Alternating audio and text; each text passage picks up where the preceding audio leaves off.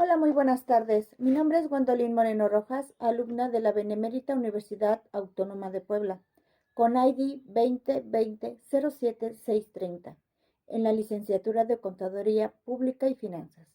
Esta tarde me dirijo a ustedes con todo respeto para pedirles que sea entrevistada por la Comisión de Auscultación a la maestra Laura Gatica Barrientos, para que ella participe como candidata a la dirección de la Facultad de Contaduría Pública por el periodo 2022-2024.